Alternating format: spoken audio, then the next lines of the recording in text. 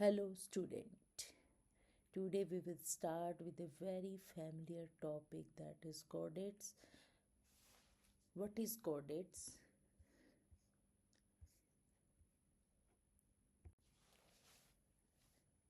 आपने जैसे 12th तक आपने बायोलॉजी पढ़ी है। बायोलॉजी में आपने पढ़ा एनिमिलिया। एनिमिलिया के अंदर जो एक बहुत ही बड़ा लार्जेस्ट किंगडम है, जिसके अंदर जितने भी एनिमल्स हैं वर्ल्ड के इस वो इंक्लूड रहते हैं।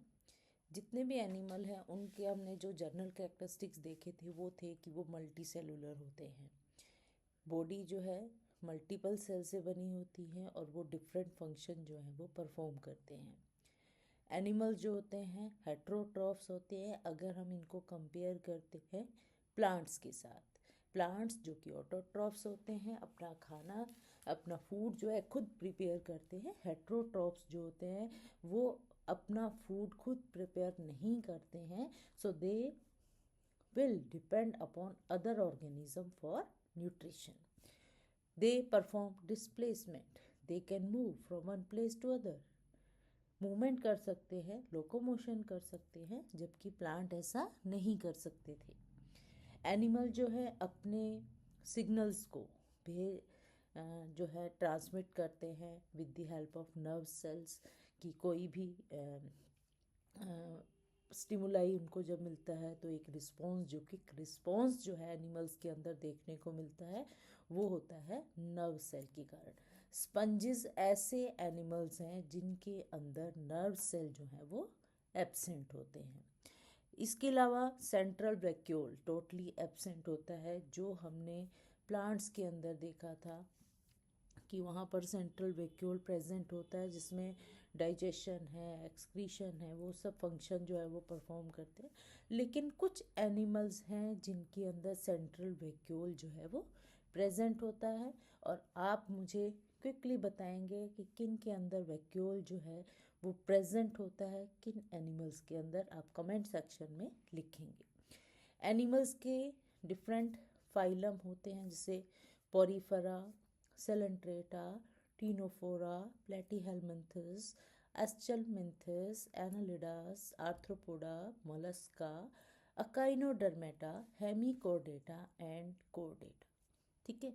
अब ये जो टर्म है फाइलम, जिसको जॉर्ज लिपोल्ड क्यूवियर ने 1869 में जो है क्वाइन किया था, तो आज हमारा जो टॉपिक है वो है फाइलम कोर्डेटा।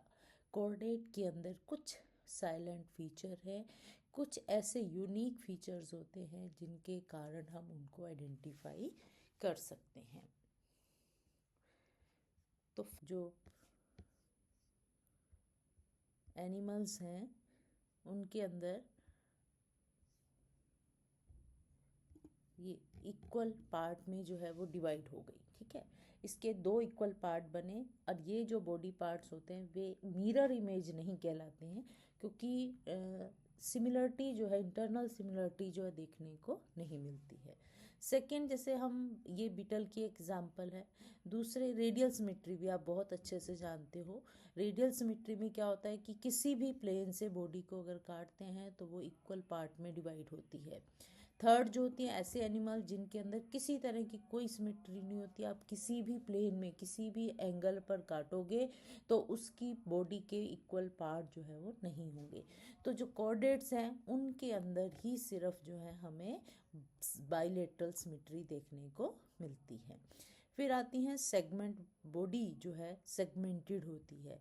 बॉडी जो है हेड है, थोरैक्स है, एब्डोमन, इस तरह से जो है सेगमेंट में डिवाइड होती है। किसी के अंदर आप देखेंगे कि हेड प्रेजेंट है, सिफेलोथोरैक्स रीजन है, और एब्डोमन प्रेजेंट है। मिक्स मतलब कि फ्यूज्ड होता है, जैसे हेड और थोरैक्स फ्यूज होके सिफेलोथोरैक्स रीजन बना लेते हैं, और एब्डोमिनल रीजन जो है अलग होता है। बॉडी जो होती है, कॉर्डेट्स की बॉडी जो होती है बहुत कॉम्प्लेक्स होती है और वेल डिफ्रेंशिएटेड होती है। अब आप देखेंगे कॉम्प्लेक्सिटी कि वहाँ पर ऑर्गन सिस्टम लेवल जो है वो देखने को मिलता है। बॉडी के अंदर डिफरेंट ऑर्गन सिस्टम जो है डिफरेंट फंक्शन परफॉर्म करते हैं।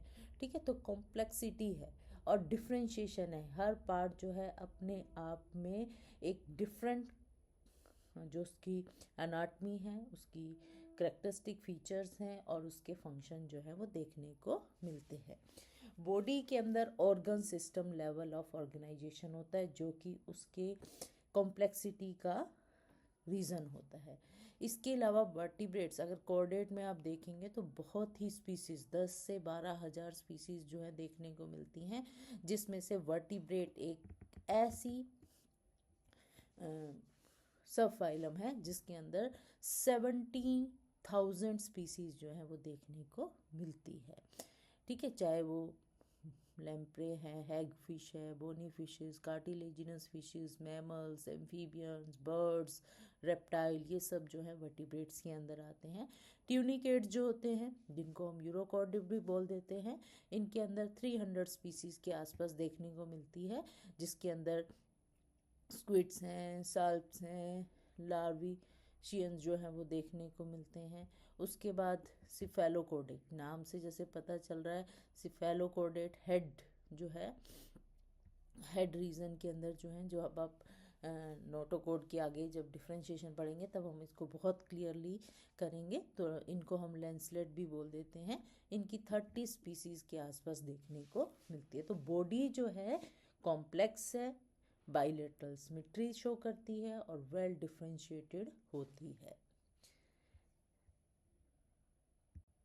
उसके बाद इनके अंदर जो है जितने भी कॉर्डेट्स होते हैं उनमें ट्रिप्लोब्लास्टिक करैक्टर देखने को मिलता है। ट्रिप्लोब्लास्टिक आप बहुत ही अच्छे से जानते हैं कि जिनके अंदर 3 प्राइमरी जर्म लेयर जो है वो प्रेजेंट होती है, और ये 3 प्राइमरी जर्म लेयर जो होती हैं ये होती हैं एक्टोडर्म, मीजोडर्म और एंडोडर्म। एक्टोडर्म एंडोडर्म के बीच में जो है वो मीजोडर्म प्रेजेंट होती है। अगर आप यहाँ पर देखेंगे ये भी एक्टोडर्म, मिजेंट्री, एंडोडर्म और सिलोम जो है, या मीजोडर्म जो है सेंटर में जो आपको पिंक कलर की दिख रही है, मीजोडर्म प्रेजेंट होती है। एक्टोडर्म जो होती है आउटर मोस्ट जर्म लेयर होती है, जो कि बहुत सारी जो आउटर लेयर होती है बॉडी की, जिसको epidermis, hair, nails, oral epithelium, cornea, olfactory epithelium जो को के लिए रिस्पॉन्सिबल होती हैं। इसके अलावा जो सेंट्रल नर्वस सिस्टम होता है या पेरिफेरल नर्वस सिस्टम होता है वो भी एक्टोडर्म से डिराइव्ड होता है। सेकेंड आती है मीजोडर्म, नाम से जैसे पता चला ये मीजो है, मिडल लेयर होती है, जब एक्टोर एंडोडर्म के बीच की लेयर होती है। ये एक्चुअली में 2 ऑर्गन्स को डेवलप करती है।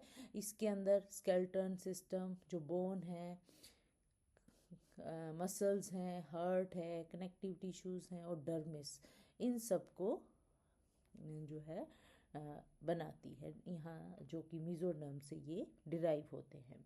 फिर आती है एंडोडर्म, जो कि इनर मोस्ट लेयर होती है, और ये सोर्स होती है एपिथेलियम, जो हमारे डाइजेस्टिव ट्रैक है या उसके जितने भी डेरिवेटिव्स हैं और जितने भी ग्लैंड्स होती हैं उनकी जो एपिथेलियम बनती है वो एंडोडर्म से बनती है। हमारा जो रेस्पिरेटरी सिस्टम है, लोअर रेस्पिरेटरी ट्रैक है, वो भी उसकी भी जितनी भी एपिथेलियम बनेगी वो एंडोडर्म से बनेंगी। इसके अलावा जितने भी टिश्यूज़ होते हैं वो एंडोडर्म से अराइज होते हैं। तो ये है एंडोडर्म, जो कि एक्टोडर्म और मीजोडर्म के बीच में प्रेजेंट होता है। एक अनदर बहुत कैरेक्टरिस्टिक फीचर जो कॉर्डेट्स के अंदर देखने को मिलता है कि उनके अंदर सिलोम प्रेजेंट होता है। सिलोम जो होती है एक फ्लूइड फिल्ड कैविटी होती है जो कि बॉडी ऑर्गन्स को इंटैक्ट रखती है। तो सिलोमिक, यहाँ पर देखेंगे ये जो आपको वाइट रीजन दिखाई दे रहा है दैट इज सिलोम। एक्टोडर्म बाहर की लेयर है, फिर उसके बाद ये मीजोडर्म है, और मीजोडर्म के और एंडोडर्म के बीच में जो है वो सिलोमिक कैविटीज़ होती है, जिसके अंदर सिलोम जो है फ्लूइड जो है वो भरा हुआ। एक अगर तुम्हें थोड़ा सा और रिकॉल करें, हमने पढ़े थे एक एसिलोमेट्स होते हैं, ठीक है। एसिलोमेट वो होते हैं जिनके अंदर सिलोम जो है वो एब्सेंट होता है। तो उनकी क्या होती है, डाइजेस्टिव ट्रैक होती है, उसके बाद एंडोडर्म होती है, मीजोडर्म होती है और एक्टोडर्म होती है।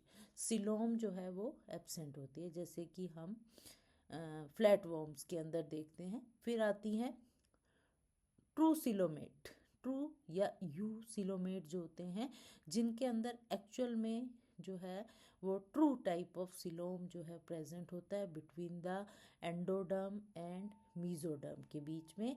ये हमारे जितने भी एनालिड्स हैं, मोलस्क हैं, आर्थ्रोपोडा, काइनोडर्मेटा, कोर्डेट्स जो है, इनके अंदर जो है सिलोमिक कैविटी जो है वो प्रेजेंट होती है।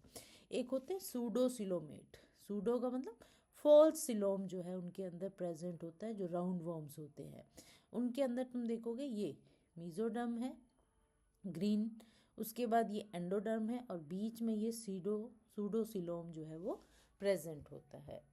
उसके बाद आते हैं डायग्नोस्टिक करैक्टर। कॉर्डेट के जो सबसे साइलेंट फीचर हैं, जो सबसे डायग्नोस्टिक करैक्टर हैं, वो होते हैं फर्स्ट नोटोकोड। नोटोकोड अगर आप देखेंगे एक सॉलिड अनजॉइंटेड, याद रखना है ये सॉलिड है, इसमें किसी तरह का कोई जॉइंट नहीं होता है, बहुत ही स्टिफ होती है एंड फ्लेक्सिबल। स्टिफ तो होती है लेकिन फ्लेक्सिबल भी होती है, जो कि रोड लाइक स्ट्रक्चर होता है, जो मिड डोर्सल साइड पर प्रेजेंट होता है। अब आप यहाँ पर देखेंगे ये डोर्सल साइड है, ठीक है, और ये इसकी वेंट्रल साइड है। तो यहाँ पर ये जो डोर्सल साइड है इसके बिल्कुल सेंटर में ये आपको जो दिखाई दे रहा है लाइट पीच कलर का जो आपने देख पा रहे हैं, ये सेंट्रल डोर्सल जो कि सेंट्रल नर्वस सिस्टम यानी कि जो नर्व कोड और जो एलिमेंट्री कैनाल के बीच में प्रेजेंट है, वहाँ पर नोटोकोड प्रेजेंट होता है। ये नर्व कोड को, क्योंकि सॉलिड स्ट्रक्चर है तो ये नर्व कोड को सपोर्ट करता है। नोटोकोड जो है वो कुछ कोडेट्स के अंदर तो थ्रू आउट लाइफ प्रेजेंट रहता है, जैसे कि सम प्रोटोकोडेट। वर्टिब्रेट्स के अंदर देखेंगे तो ये सिर्फ नोटोकोड सिर्फ एम्ब्रियो स्टेज में प्रेजेंट होती है। जैसे जैसे अडल्ट स्टेज के अंदर डेवलपमेंट होती है तो वो वर्टिबल कॉलम के द्वारा जो है रिप्लेस हो जाती है। उस वर्टिबल कॉलम को हम बैकबोन भी बोलते हैं। फिर आती है dorsal hollow nerve cord. Second characteristic feature जो कॉर्डेट का है वो हमने बताया होलो है, पहले हमने बताया नोटोकोड जो कि सॉलिड है, जो नर्व कोड को सपोर्ट करती है। तो होलो नर्व कोड प्रेजेंट होती है, डोर्सल साइड में प्रेजेंट होती है, और ये नोटोकोड के डोर्सल साइड में प्रेजेंट है, इसीलिए डोर्सल होलो नर्व कोड बोलते हैं। ये जो नर्व कोड होती है ये वास्तव में बंडल ऑफ नर्व्स होती हैं, ठीक है, जो ब्रेन और स्पाइनल कॉर्ड में स्प्लिट हो जाती हैं। फिर आते हैं pharyngeal Gill slit, paired pharyngeal Gill slit. ये भी कॉर्डेट्स का करेक्टरिस्टिक फीचर है और ये सभी स्टेजेस ऑफ लाइफ में देखने को मिलता है। ये भी पेयर्ड नैरो ओपनिंग्स होती हैं, जिनके साथ में जो गिल स्लिट्स हैं लेटरल साइड ऑफ फेरेंक्स में हमें दिखाई देते हैं। तो कॉर्डेट्स के अंदर पेयर्ड फेरेंजियल गिल स्लिट्स होते हैं, जिसमें आप पिक्चर में भी देख पाएंगे। ये फेरेंजियल गिल स्लिट्स हैं, ये पोर्स होती हैं, ओपनिंग्स होती हैं, जो कि माउथ से जो वाटर को इनटेक करती हैं और माउथ तक ले जाती हैं without entering the digestive system. तो एक तरह से ये माउथ और थ्रोट को जो है वो कनेक्ट करती हैं। तो अभी तक हमने देखा जो करेक्टरिस्टिक फीचर हैं, presence of notochord, hollow nerve cord, pharyngeal gill slits, और अब जो नेक्स्ट है हमारी वो है टेल। टेल जो है वो पोस्ट एनल पार्ट होता है बॉडी का, यानी कि बॉडी के बिल्कुल लास्ट में आप देखेंगे ये पोस्ट एनल टेल जो है वो प्रेजेंट होती है। ये एक तरह की बॉडी की एक्सटेंशन होती है टू द एनस। यहाँ पे देखेंगे एनस है, यहाँ से ये बॉडी की एक्सटेंशन जो है वो होती है, जिसको हम पोस्ट एनल टेल बोलते हैं। कॉर्डेट्स के अंदर टेल जो होती हैं वो मसल्स आप देखेंगे, ये मसल जो हैं मसल सेगमेंट प्रेजेंट है, ठीक है, जो कि फिश लाइक स्पीसीज़ को लोकोमोशन में हेल्प करती हैं। जितने भी अडल्ट कॉर्डेट्स होते हैं उनके अंदर मोस्टली जो अडल्ट कॉर्डेट्स हैं उनके अंदर ये पोस्ट एनल टेल जो है वो एब्सेंट होती है। तो जो करेक्टरिस्टिक फीचर्स हैं जो कि कॉर्डेट को आइडेंटिफाई करने में हेल्प करते हैं वो हैं 4 फीचर्स हैं। सबसे पहला है नोटोकोड, फिर है डोर्सल होलो नर्व कोड, फिर है फेरेंजियल गिल स्लिट्स और फिर है पोस्ट एनल टेल। अगर ये चार कैरेक्टरिस्टिक्स किसी भी स्टेज में लाइफ की, चाहे वो लार्वा स्टेज है, अडल्ट स्टेज है, कहीं पर भी अगर प्रेजेंट हैं तो वो कोऑर्डेट कहलाएंगे।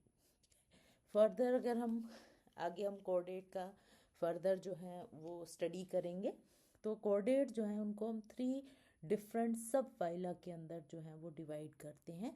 पहला है यूरो कोऑर्डेट। यूरो मैंने tail, tail, uro mean tail chordate, इनके टेल रीजन के अंदर जो है वो नोटोकोड देखने को मिलती है। फिर है सिफेलोकोर्डेट, जिनको हम लेंसलेट भी बोल देते हैं, इनके हेड रीजन के अंदर नोटोकोड देखने को मिलती है। और वर्टिब्रेट्स, जिनके अंदर नोटोकोड जो है वो वैनिश हो जाती है और वो वर्टिबल कॉलम के अंदर जो है वो कन्वर्ट हो जाती है। तो यूरोकॉर्डेट, जिनको हम ट्यूनिकेट्स भी बोलते हैं, ये सैक लाइक स्ट्रक्चर्स होते हैं। लेंसलेट जो कि इलोंगेटेड बॉडी होती है। और फिर आते हैं हमारे वर्टिब्रेट्स। इनको हम फर्दर भी जब वर्टिब्रेट्स को डिवाइड करेंगे कि उनके अंदर जो प्रेजेंट है या नहीं प्रेजेंट है, ठीक है, उसके हिसाब से इनको हम फर्दर डिवाइड करेंगे क्लास, सुपर क्लास, डिवीज़न में। तो उसके बाद हम डिटेल में पढ़ेंगे। तो आज हमारा जो टॉपिक था वो था salient features of chordate, diagnostic characteristics of chordates. Thank you.